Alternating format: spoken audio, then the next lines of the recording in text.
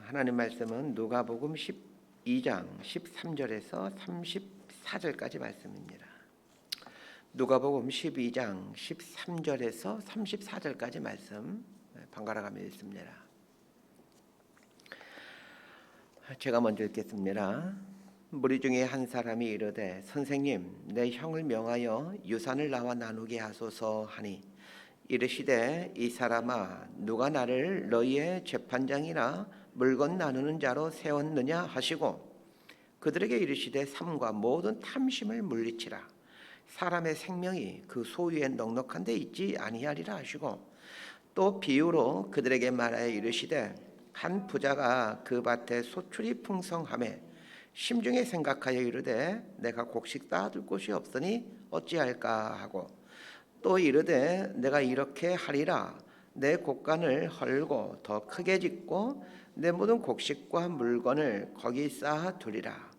또 내가 내 영혼에게 이르되 영혼아 여러 해 쓸 물건을 많이 쌓아 두었으니 평안히 쉬고 먹고 마시고 즐거워하자 하리라 하되 하나님은 이르시되 어리석은 자여 오늘 밤에 내 영혼을 도로 찾으리니 그러면 내 준비한 것이 누구의 것이 되겠느냐 하셨으니 자기를 위하여 재물을 쌓아두고 하나님께 대하여 부유하지 못한 자가 이와 같으니라. 또 제자들에게 이르시되 그러므로 내가 너희에게 이르노니 너희 목숨을 위하여 뭘 먹을까 몸을 위하여 뭘 입을까 염려하지 말라. 목숨이 음식보다 중하고 몸이 의복보다 중하니라. 까마귀를 생각하라. 심지도 아니하고 거두지도 아니하며 골방도 없고 창고도 없으되 하나님이 기르시나니 너희는 새보다 얼마나 더 귀하냐. 또 너희 중에 누가 염려함으로 그 길을 한 자라도 더할 수 있느냐. 그런즉 가장 작은 일도 하지 못하면서 어찌 다른 일들을 염려하느냐. 백합화를 생각하여 보라. 실도 만들지 않고 짜지도 아니하느니라.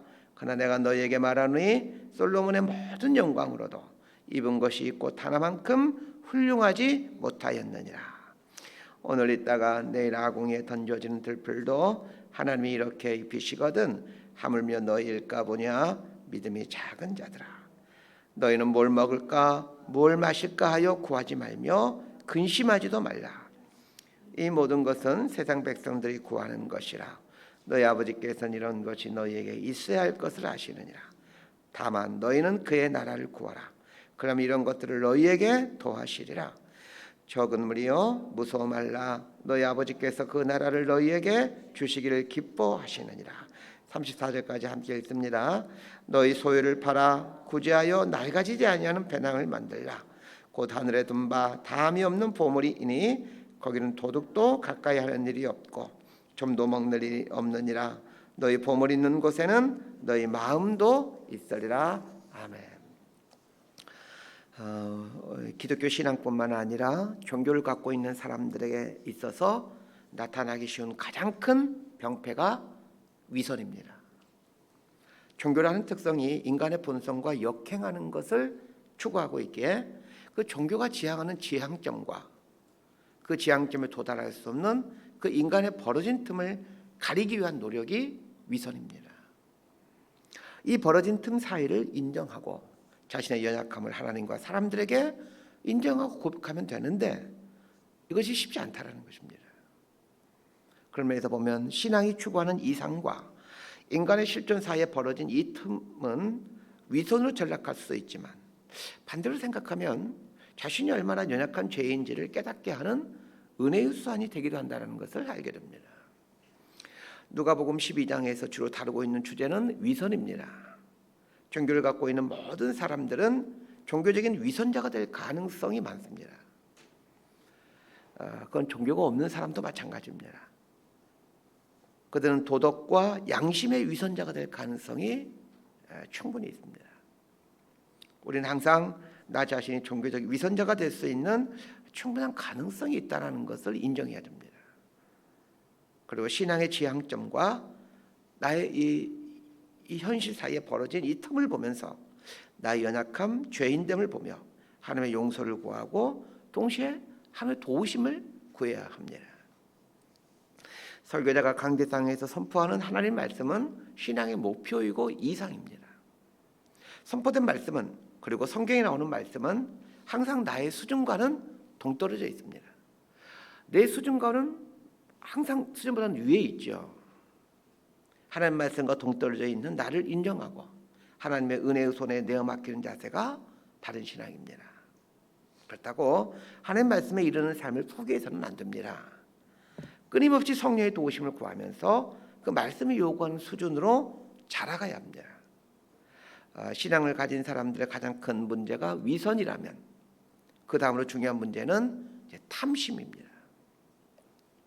그래서 예수님은 이제 위선에 대해서 12장 전반부에서 말씀하시고 이어서 탐심에 대해서 다루십니다.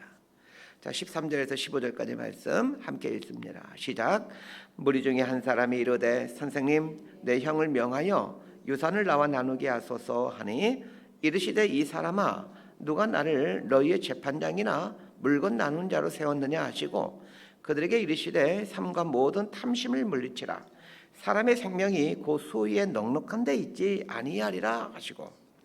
자, 오늘 본문에는 유산 문제를 갖고 예수님께 한 사람이 나옵니다.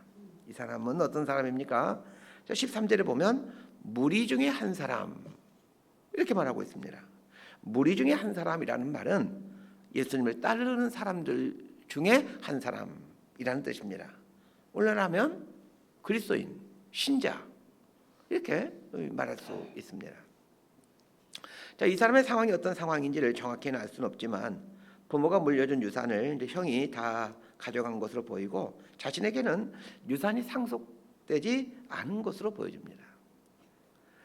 아마도 이제 아버님 돌아가시면서 이제 유산이 형제들에게 자식들에게 물려주는데 그 중에 이제 자기 형님이 다 아버지가 물려준 재산을 다 가져간 걸로 그렇게 보여집니다.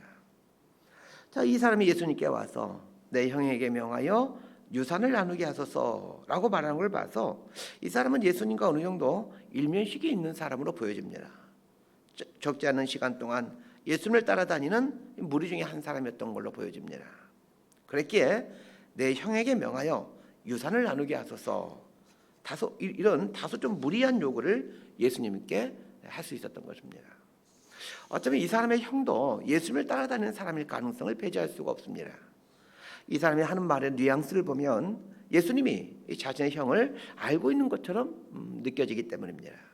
만약 그렇다면 이 그리스도인 형제가 유산 때문에 다투고 있는 상황이 되는 겁니다.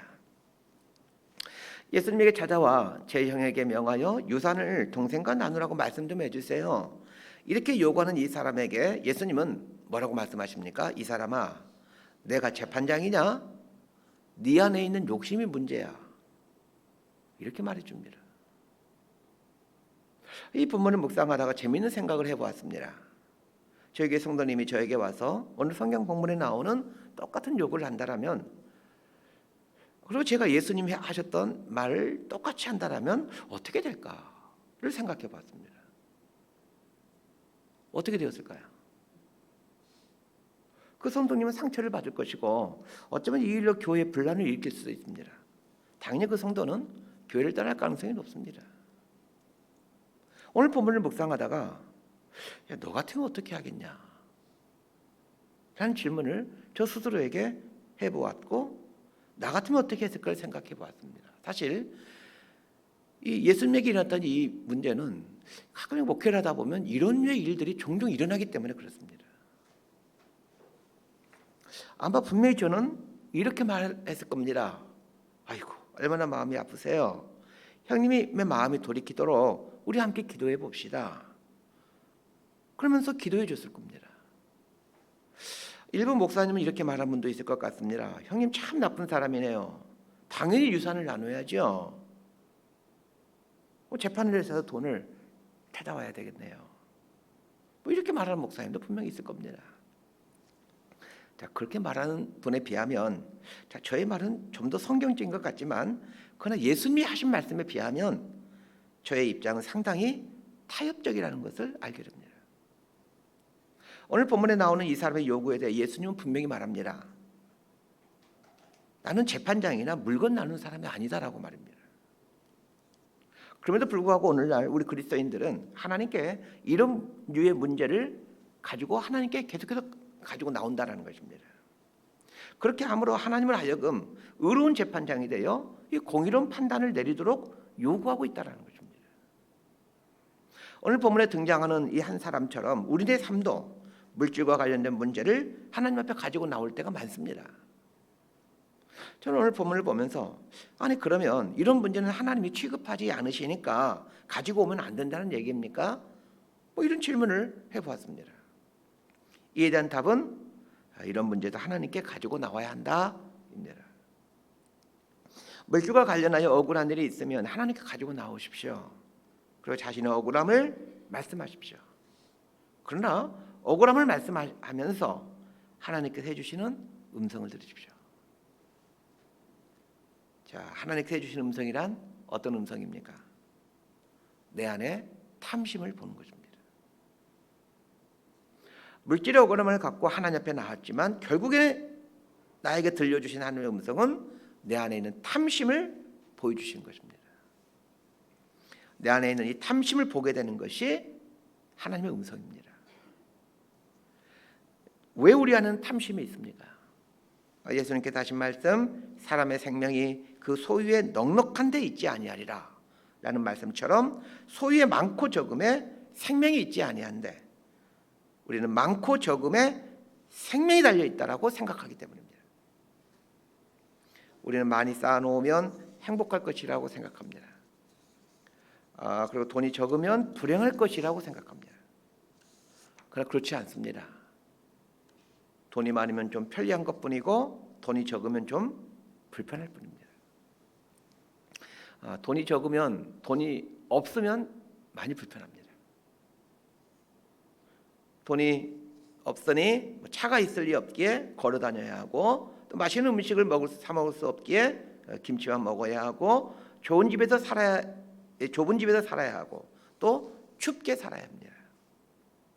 그러나 그것이 꼭 불행한 것은 아닙니다. 돈이 많으면 좋은 차를 타고 다니고 비싼 음식을 먹을 수 있고 넓은 집에서 따뜻하게 살 수 있습니다. 그러나 그것이 행복한 것은 아닙니다. 불편하게 사느냐 편하게 사느냐보다 더 본질적인 문제는 생명의 삶을 사느냐입니다. 생명을 간직한 채 살아가느냐 사망의 삶을 살아가느냐 이게 관건이지 편하게 사느냐 불편하게 사느냐는 그렇게 중요한 문제가 아닙니다. 그런데 불구하고 사람들은 편하게 사느냐 불편하게 사느냐를 인생 목적으로 삼고 그 문제에서 헤어나오지를 못합니다. 저는 이것이 영적인 어둠이라고 생각합니다. 사단은 사람들이 이 속에서 바둥바둥대며 살기를 원하고 있습니다. 생명, 사망 이런 것을 보지 못하게 하고 편하냐 불편하냐 이런 것만 보게 하고 이런 것이 대화의 주제가 되게 합니다. 예수님을 믿는 것은 편하게 사느냐 불편하게 사느냐 그 문제를 훨씬 뛰어넘습니다. 신앙생활은 생명이냐 사망이냐의 문제이지 편함과 불편함의 문제가 아니라는 것을 기억하셔야 됩니다. 대부분의 그리스도인들은 이 문제를 뛰어넘지 못하죠. 항상 편함과 불편함 여기에 갇혀서 살아갑니다. 자, 16절에서 21절까지 말씀 함께 읽습니다. 시작. 또 비유로 그들에게 말하여 이르시되 한 부자가 그 밭에 소출이 풍성하매 심중에 생각하여 이르되 내가 곡식 쌓아둘 곳이 없으니 어찌할까 하고 또 이르되 내가 이렇게 하리라 내 곡간을 헐고 더 크게 짓고 내 모든 곡식과 물건을 거기 쌓아두리라. 또 내가 내 영혼에게 이르되 영혼아 열에 쓸 물건을 많이 쌓아두었으니 평안히 쉬고 먹고 마시고 즐거워하자 하리라 하되 하나님은 이르시되 어리석은 자여 오늘 밤에 내 영혼을 도로 찾으리니 그러면 내 준비한 것이 누구의 것이 되겠느냐 하셨으니 자기를 위하여 재물을 쌓아두고 하나님께 대하여 부유하지 못한 자가 이와 같으리라. 예수님께서 해주신 비유가 나오는데 자, 이 비유에 나오는 사람을 생각해 보면 무슨 생각이 드십니까? 부럽다 생각이 듭니다. 저는 부럽습니다. 안 부럽습니까? 이게 곡식이 얼마나 많으면 이거 쌓아둘 곳이 없을 만큼 저도 이렇게 되고 싶습니다. 자, 이 이야기를 해석하는 핵심은 부자의 눈과 하나님의 눈을 비교하는 것입니다. 부자가 어디에 눈을 두고 있는가를 보았으면 하고, 반대로 하나님은 어디에 눈을 두고 있는가를 보셔야 됩니다. 여기서 말하는 눈이란 마음, 관심, 이런 의미입니다. 마음을 어디에 두느냐에 따라 보는 게 결정이 됩니다. 부자가 보고 있는 것이 무엇입니까? 밭을 보고 있고, 소출을 보고 있고, 곡간을 보고 있고, 곡식과 물건을 보고 있습니다. 자, 그런데 이런 것만 보고 있는 것이 아닙니다. 사실 이 부자는 자신의 영혼도 보고 있습니다. 그러면서 이 부자는 그렇게 속물은 아닌 것 같습니다. 그런데 부자처럼 밭에 관심을 갖고 있고, 소출에 관심을 갖고 있고, 곡간에 관심을 갖고 있는 것이 문제입니까? 자, 밭은 우리식으로 하면 부동산이라 할 수 있고, 소출은 월급, 소득이라 할 수 있고, 곡간은 통장이라고 할 수 있습니다. 자, 부동산, 월급, 소득, 곡간, 여러분 관심 없으십니까? 저는 관심이 있습니다. 이런 것에 관심을 갖고 있는 것이 나쁜 것입니까? 그렇지 않습니다. 이런 것에 관심을 두고 있는 것이 문제가 아닙니다. 그럼 무엇이 문제입니까? 부자가 하는 말을 잘 보시길 바랍니다. 내 곡간, 내 곡식과 내 물건, 내 영혼, 이런 말을 합니다. 다 자기 것이라는 겁니다. 탐심의 출발이 여기서 시작됩니다. 다 내 것이라는 것입니다. 예수님께서 유산 문제를 갖고 온 사람을 꾸짖는 것은 부모가 물려준 유산의 일부가 자기 것이라고 생각하고 있기 때문입니다. 유산은 선물입니다. 부모님이 돌아가시면서 유산을 물려주신 것은 당연히 내 몫이지, 이 생각하지 말고 부모님이 나에게 준 선물이구나 라고 생각하시기 바랍니다. 부자에게 있는 부는 자신의 소유가 아니라 그냥 은혜이고 선물입니다. 부자는 내 곡간, 내 곡식, 내 물건, 내 영혼, 이렇게 생각하면 안 되는 것이었습니다. 하나님의 것이라고 생각해야 했습니다. 우리에게 주어진 모든 것을 하나님의 선물이라고 믿고 살아간다면 사실 상당 부분 우리는 행복하게 살 수 있습니다. 그리고 무엇보다도 생명의 길, 진리의 길을 걸어갈 수 있습니다. 사람들은 별로 소중하지 않는 것들을 소유하기 위해 애를 씁니다. 돈, 땅, 집, 이런 것들을 우리 삶에 소중하게 보이는 것 같지만 실은 이것들은 그렇게 소중한 것이 아닙니다. 가장 필요하고 귀한 것은 실은 산소, 물, 타인, 이런 것입니다. 자, 물어볼게요. 집을 선택하실래요? 공기를 선택하실래요? 집은 없어 살지만 공기가 없으면 죽습니다. 물을 선택하실래요? 돈을 선택하실래요? 물을 선택해야 됩니다. 하나님은 우리 삶에 정말 필요한 것들은 다 선물로 주셨습니다. 공기 마시는 거, 숨 쉬는 거, 돈 내지 공짜이지 뭐 이거 돈 주고 사는 것도 아니지 않습니까? 산소, 물, 이런 귀한 것이 누군가의 소유가 되지 못하게 하시고 우리에게 선물로 주신 것은 이보다 덜 중요한 것인 돈, 집, 땅, 이런 것도 하나님의 선물이라는 것을 알려주기 위함입니다. 이것들과 비교할 수 없이 훨씬 필요하고 귀중한 것을 선물로 주시면서 이것보다 훨씬 안 중요한 것들, 이것도 다 선물이야, 그렇게 알려주기 위함입니다. 그런데 우리는 하나님의 선물을 내 소유로 만들려고 합니다. 소유로 만들고 싶어하는 것, 그게 탐심, 욕심입니다. 그런데 이 욕심이 잉태해서 죄를 낳고 죄가 장성해서 사망에 이르는 겁니다. 하나님은 우리에게 많은 걸 선물로 주셨습니다. 그런데 하나님은 우리 각자의 이름으로 된 통장을 갖고 있다는 걸 아셔야 됩니다. 하나님만이 볼 수 있는 통장이 있습니다. 하나님은 우리에게 이 땅을 살아가는 동안 필요한 선물들을 주시고는 내 이름으로 된 통장에 얼마나 쌓아가시는가 보십니다. 내가 하나님이 주신 것들을 하나님의 선물로 인정하며 살아갈 때마다 그건 고스란히 하나님만이 보실 수 있는 내 이름의 통장에 입력이 됩니다. 그러나 여전히 내 것, 내 것, 내 것 이렇게 생각하며 산다라면 하나님이 갖고 계신 내 이름의 통장에 입력이 되질 않습니다. 하나님이 갖고 계시는 내 이름의 통장에 많이 쌓여 있는 사람이 진짜 부자입니다. 하나님의 이 땅을 살아가는 우리들이 이것도 하나님의 선물입니다. 저것도 하나님의 선물입니다. 이렇게 인정하며 살 때마다 그것들을 내 이름의 하늘나라 통장에 정확하게 입력해 주십니다. 하나님은 우리 부모들 같지 않습니다. 우리 부모들 명절에 아이들이 세뱃돈 받으면 나중에 줄게 해놓고는 자기가 이렇게 입맛 포켓하지 않습니까? 하나님은 그렇지 않습니다. 우리들 이름 통장에 꼬박꼬박 집어넣어 주십니다. 이것도 하나님의 것, 저것도 하나님의 것입니다. 이렇게 인정할 때마다 그것들 내 명의 된 통장에 꼬박꼬박 입력해 주십니다. 반대로 이것도 내 것, 저것도 내 것 하며 살 때 하나님이 갖고 계신 내 이름의 통장에는 입력되지 않습니다. 여러분의 하늘 통장에는 얼마나 쌓여 있습니까? 하나님께 선물로 주신 그 많은 것들 중 과연 얼마나 내 명의의 통장에 찍혀 있습니까?